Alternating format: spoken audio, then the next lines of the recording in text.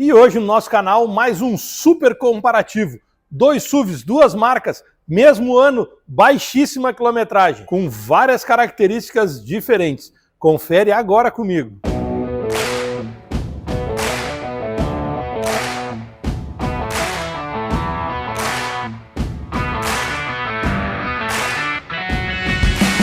Meu nome é Felipe Oliveira, trabalho na Homes 68 e hoje eu vim apresentar um super comparativo. Uma Nivus Highline e uma Tracker LT. As duas 2024, os dois carros 1.0 e os dois carros com motor turbo. Muito parecidos, mas com várias características diferentes. E agora vem conferir de perto essas duas novidades. E vamos começar falando já do coração da Tracker. A Tracker tem um motor 3 cilindros com 112 cavalos. Ela tem um consumo estimado de 11 na cidade e 13,2 na estrada. E uma velocidade máxima de 177 km por hora. E uma caixa de câmbio automática de 6 velocidades. Ah, mas esse motor tem aquela correia banhada a óleo. Ah, mas esse motor é aquele motor em alumínio. A correia banhada a óleo da GM tem 240 mil quilômetros de garantia dados pela GM. Ou seja, se você tem um carro 3 cilindros e fez as revisões, está na garantia até 240 mil quilômetros. Se você tem um carro 3 cilindros e não fez as revisões, vá até uma concessionária, faça a revisão, peça para eles revisarem a correia dentada e eles vão retornar a garantia do seu carro, vão revalidar a garantia. E você vai com garantia nesse motor de 3 cilindros com correia banhada a óleo e motor de alumínio até 240 mil quilômetros. Ou seja, é um motor muito confiável. A GM garante e nós temos o prazer de ter esse carro em nosso estoque. E como a primeira impressão é que fica à frente da Tracker, traz muita robustez, muita imponência. É uma frente alta, grade reta aletada, com um misto de cromado com preto fosco e mais a cor do carro, trazendo muito requinte e elegância para a frente dessa Tracker. O farol vem em 2 níveis, tendo um projetor, uma lâmpada halógena e a lâmpada do pisca no primeiro andar. No segundo, vem o DRL em curva, trazendo muita sofisticação a esse para-choque. E vamos falar de design. A parte do capô do carro vem com vários vincos e dando muita agressividade e esportividade ao carro. Essa parte central aqui lembra o capô do Camaro e já nas partes laterais, trazendo mais robustez e mais imponência à frente da Tracker. Já na parte lateral, 2 coisas nos chamam a atenção. O para-choque que entra no paralama e o farol que também entra no paralama. E o farol tem um detalhe, ele tem um símbolo da Chevrolet muito sutil, muito suave, mas dando muita elegância na assinatura do farol. Já na parte do paralama, 2 linhas grandes, com essa grande caixa de roda, com bastante acabamento para eliminar ruídos internos, uma roda de 17 polegadas com freio a disco apenas na dianteira. Na minha opinião, a GM podia ter posto freio a disco na traseira desse carro, trazendo muito mais segurança para os condutores. Já na lateral do carro, 3 linhas. Uma linha superior, uma linha que desce do paralama já em curva e entra na porta do carona e a última linha aqui embaixo que tem um aplique de plástico, trazendo mais robustez, mais altura em relação ao solo e dando mais esportividade ao carro. E já na parte traseira, as linhas se convergem. Vem a linha superior do carro, a linha de cintura vem subindo, a linha do teto vem descendo e a linha que aparece aqui na porta termina na lanterna traseira. E novamente o paralama se encaixa ao para-choque, trazendo uma elegância ímpar ao carro. Já na parte traseira, dando seguimento à lanterna que é bipartida, que já é tradicional na GM, um pedaço no porta-mala, outro pedaço na lateral do carro, e seguindo a linha da lateral do carro, ela termina junto ao porta-malas. Da mesma forma que o carro tem 3 linhas na lateral, ele tem mais uma linha aqui no meio e mais uma linha aqui embaixo. Continuando a parte esportiva do carro, ela conta com aerofólio na parte superior do carro, na cor do carro, já na parte de baixo e na lateral, um aplique em black piano. A abertura do porta-mala se dá por um botão. Quando abre o porta-mala, a primeira coisa que a gente vê é a câmera de ré. E ele tem um porta-mala de 393 litros, com duas opções de altura no porta-malas. E o step do carro fica na parte de baixo do porta-malas. É um step pequeno, fino, para rodar no máximo 80 km de distância. Já na parte interna, a primeira coisa que nos chama a atenção são os bancos. Bancos em couro na cor preta, com costura na cor clara. E alguns detalhes no centro do assento e no centro do encosto. E o tracker chanfrado na parte superior do encosto. Além de tudo, o banco ele vem nesse formato de semiconcha, tem as cavas no assento e no encosto para abraçar tanto o passageiro quanto o motorista. Já o banco do motorista tem regulagem de altura e de profundidade. E detalhes, apesar de ser um SUV, esses ajustes são manuais, não são eletrônicos. Já na parte de acabamento, painel e forro de porta, a GM pecou um pouco no meu ponto de vista. Ela trouxe um painel todo em plástico, com acabamento das portas também em plástico, e só no encosto de porta, na parte onde vai o braço, um acabamento um pouquinho mais macio que o plástico, porém com um tecido que não chega a ser um couro, acho que é um corino, com um detalhezinho como se fosse uma fibra de carbono. E esse acabamento também é encontrado no painel do carro na parte central. Já na parte de conforto para o motorista, começamos falando do console central com porta-objetos e uma abertura por botão. Já na parte de baixo do porta-objetos, nós temos dois porta-copos ou porta-chaves, o freio de mão, que na minha opinião já poderia ter vindo com um botão de acionamento e não aquele antigo de alavanca, uma caixa de câmbio de 6 velocidades automática, como já foi falado para vocês, com opção de troca de marcha manual no botão na palanca. Já na parte do ar-condicionado, 3 botões analógicos com 2 funções cada. Temperatura, liga e desliga ar-condicionado. Velocidade, liga e desliga exaustor. Direcionamento do ar e desembaçador do vidro traseiro. Acima dos comandos do ar-condicionado temos 3 botões. Trava e destrava das portas, pisca-alerta e o desligamento do controle de tração. E encerrando essa parte de conforto, uma multimídia original GM com 8 polegadas, tela touchscreen, com botões de acionamento na parte inferior, com Android Auto e Apple CarPlay via Bluetooth. Já na parte de entretenimento, vamos apresentar a central multimídia. Áudio, eu consigo escolher se eu quero rádio, ou Bluetooth, ou alguma entrada USB ou auxiliar.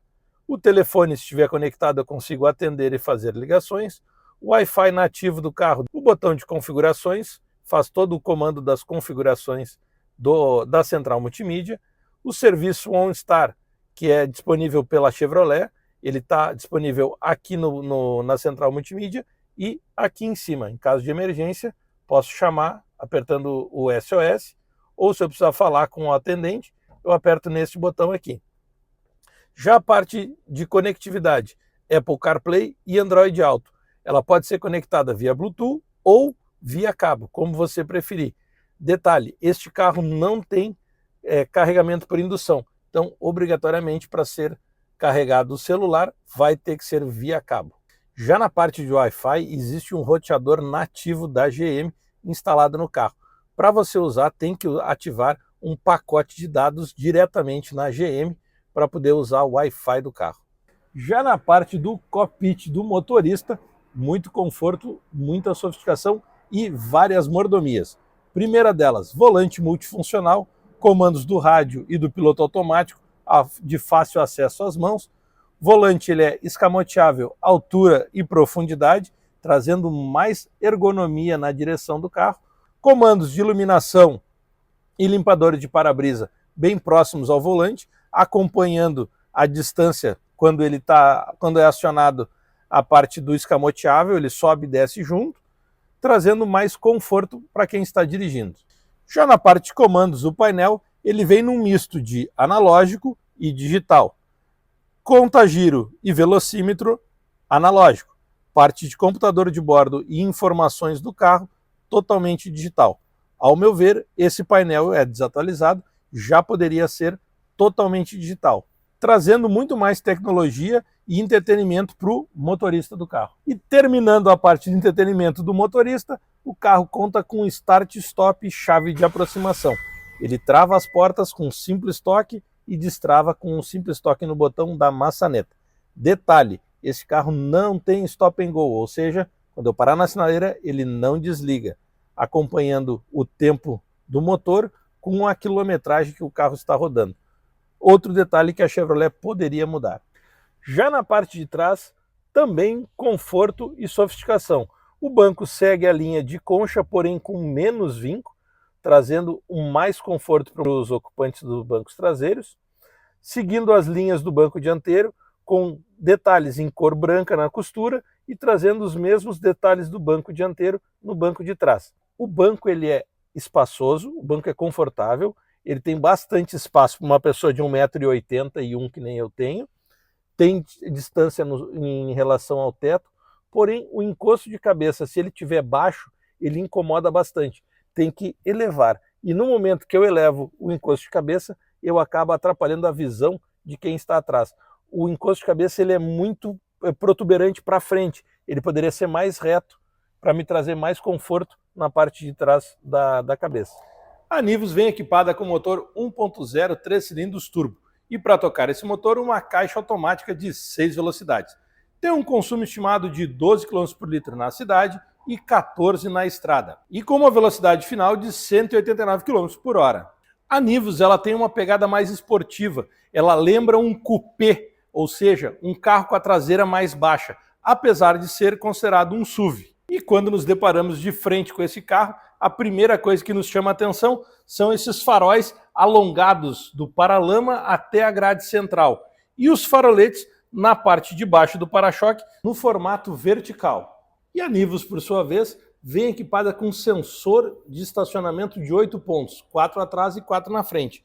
Além do sensor de 8 pontos, ela conta também com o ACC, o assistente anti-colisão, que vem equipado no emblema frontal e na câmera lá dentro do para-brisa. E esse mesmo detalhe de preto fosco com o prata se repete na parte inferior da grade, na parte de baixo do para-choque. E os faróis do carro, uma das coisas mais bonitas desse carro é a parte de iluminação. Ela é toda em LED, acompanhando o DRL que vem embutido no farol. E terminando de falar da parte frontal do carro, não posso deixar de chamar a atenção para esse capô. Também com vincos, mas mais suave, trazendo mais esportividade e menos agressividade ao carro. A Nivus vem equipada com rodas 17 polegadas e freio a disco nas 4 rodas, sendo ventilado na dianteira e sólido na traseira, trazendo maior segurança aos ocupantes do veículo. Já na parte lateral, temos a junção do farol, do para-choque e do paralama, praticamente tudo numa peça única. E essa peça começa a trazer uma linha que vem da linha do farol e atravessa o carro de fora a fora. Já na parte lateral, a primeira coisa que a gente consegue ver é o símbolo do Highline, é o modelo do carro. Seguindo a linha do Highline, ele abre 2 linhas, acompanhando o carro de fora a fora, também até a lanterna. Lá embaixo temos mais uma linha e mais um aplique, em preto e em prata, contrastando e dando maior esportividade ao carro. Já na parte interna, a primeira coisa que chama a atenção são os bancos em 2 tons de cinza com a costura mais clara. Os bancos também no formato semiconcha, com aclive no assento e nas costas, trazendo mais conforto, segurança e abraçando o motorista, aumentando a ergonomia. Os detalhes do banco também acompanham na parte central do painel e nos forros de porta. Já na parte do console central, também contamos com um apoio de braços com abertura e um porta-objetos, 2 porta-copos ou chaves, uma tomada 12 volts e o freio de mão tradicional, aquele que não é de botão, é de alavanca. Na minha opinião, já podia ter vindo com um freio novo. E dando sequência, temos a palanca do câmbio automático, 6 velocidades, com formato automático ou Tiptronic. Basta tocar a palanca para o lado e faz a mudança direto na palanca ou no pedal shift no volante. Junto da palanca temos o botão Start Stop, mais embaixo no console central temos um carregamento por indução e 2 tomadas tipo C. Esse carro não vem com carregador USB. Logo acima temos a central do ar-condicionado totalmente digital, uma tela com os botões e a numeração. O ar-condicionado não conversa com a tela multimídia. E por falar em multimídia, esse carro vem equipado com Volkswagen Play de 10 polegadas, com Android Auto e Apple CarPlay por Bluetooth ou via cabo. Ainda falando sobre a central multimídia, vamos começar falando do botão de configuração, que faz todas as configurações da central multimídia. O segundo botão é o Stop and Go, onde você para na sinaleira, ele desliga o motor, acelerou, o carro volta a funcionar. Terceiro botão é para desligar os avisos sonoros dos sensores, tanto dianteiros quanto traseiros. O quarto botão é o botão de abertura do porta-malas traseiro, ele só funciona com o carro 100% parado. Depois nós temos o botão do telefone, botão de música, onde eu seleciono qual é a mídia que eu vou estar escutando, ou se é rádio, ou se é uma mídia externa, Bluetooth ou via cabo. O botão liga e desliga do rádio, esse botão aqui que é dos ABPs da Volkswagen, e o botão de silenciar o rádio. Aqui dentro temos alguns acessos rápidos, alguns atalhos, que é para o telefone, para o rádio, é para navegação nativa, conectar um smartphone, Apple CarPlay e Android Auto. Passando a tela para o lado, nós temos os dados da viagem, o estado do veículo, se o farol está ligado ou desligado, a distância que a gente percorreu e a autonomia do carro. E mais ao lado eu tenho os apps da Volkswagen. E como vocês podem ver, a mídia é toda touchscreen, com uma velocidade de ação bem rápida. Então, a qualquer toque, qualquer botão que eu aperte, ele responde de imediato, trazendo maior interatividade e maior funcionalidade para o motorista e os ocupantes do carro. E dando sequência na parte do painel, não posso deixar de falar desse painel lindo em TFT, que é o mesmo painel que equipa a Tiguan. Ao meu ponto de vista, um dos painéis mais lindos que a Volkswagen já produziu. E esse painel ele é totalmente digital, tanto a parte de abastecimento de combustível, tanto a parte de temperatura, quanto os mostradores, velocidade e contagiros. Fora o computador de bordo, que ele é totalmente interativo e também digital. Já no cockpit do motorista, muita tecnologia e muita interatividade para o condutor. Volante multifuncional, comandando a parte de painel e a parte de piloto automático e piloto automático adaptativo, o ACC. Este carro ele consegue regular a velocidade e manter a distância do carro da frente. Se eu posicionar o piloto automático para 120 km por hora e o carro da frente for a 100 por hora, ele vai manter a distância que eu programei e a velocidade do carro da frente até que o mesmo saia da frente. Ou, se ele diminuir a velocidade, o carro também vai diminuir a velocidade, trazendo maior conforto e segurança aos motoristas. A palanca de câmbio é um detalhe à parte, um carinho e um cuidado que a Volkswagen teve. Ela, além de trazer no painel a posição da palanca, ela traz aqui luminosamente. Então, a primeira luz é a do parque, depois é o ré, o neutro, o drive, e o drive eu consigo mudar ele de drive para Sport com apenas um toque. E a mudança se dá lá no painel. Passa do Sport para o drive com o mesmo toque. E ainda, se eu quiser trazer ele para o manual, eu coloco para o lado, empurrando para cima, vem subindo marcha, empurrando para baixo, vem descendo marcha. Ou a qualquer momento eu posso usar o pedal shift no volante. O da direita diminui e o da esquerda aumenta. O volante ele também foi reestilizado e ele conta com escamoteável, tanto na altura quanto na profundidade. E o banco do motorista tem regulagem de altura manual. Diferentemente da Tracker, a parte de iluminação da Volkswagen fica no painel, com o botão girando para o automático, manual só sinaleira e o DRL e o farol ligado. E se eu der um puxãozinho, eu aciono o farol auxiliar ou farol de neblina. E particularmente na parte de acabamentos, tanto a GM quanto a Volkswagen, no meu ponto de vista, deixaram a desejar. Nenhum dos dois painéis é em soft touch, é um plástico seco e duro. Tenho certeza que não aumentaria o custo do carro fazer um painel mais suave, mais macio, e o forro de porta também, dando mais conforto e segurança aos ocupantes do carro. Já na parte de trás da Nivus, também bastante conforto, bastante espaço. O banco, ele também é semiconcha, porém bem mais suave que a parte da frente. e tem o mesmo inconveniente da Tracker. Ele tem esse encosto muito apertado aqui, machucando as costas. E da mesma forma eu tenho que levantar para não ter esse inconveniente nas minhas costas. E quando eu levanto, atrapalha a visão do motorista. Diferentemente da Tracker, a Nivus tem saída do ar-condicionado na parte de trás, trazendo conforto e refrescância aos ocupantes do carro. Já na parte traseira, essa descida lembrando um cupê, trazendo esportividade ao carro, e a esportividade se vem junto com esse aerofólio em duas cores. Ele inicia na cor do carro branco e termina na cor preto, trazendo muita esportividade ao carro. E falando em esportividade, essa lanterna bipartida, só que ela é uma lanterna única na parte traseira, ocupando toda a parte de trás do carro, trazendo um charme, uma elegância absurda. A abertura do porta-malas se dá com um botão e o porta-malas da Nivus é bem maior que o da Tracker. Tem 415 litros e o step também fica na parte inferior do carro. O step é uma roda de ferro com pneu normal, 15 polegadas. Não é aquele pneu fininho. E aí, me conta o que tu achou? Qual das duas SUVs te agradou mais? Escreve aqui nos comentários para mim saber e eu pessoalmente vou te responder. Gostou do nosso vídeo? Compartilhe com seus amigos. Se você ainda não é inscrito no nosso canal, se inscreva. Semanalmente sai um vídeo novo no nosso canal. E no nosso próximo vídeo, vamos colocar esses dois carros na rua, fazer a média de consumo, ver como é que é a dirigibilidade dos dois no trânsito urbano e na estrada. Até o próximo vídeo.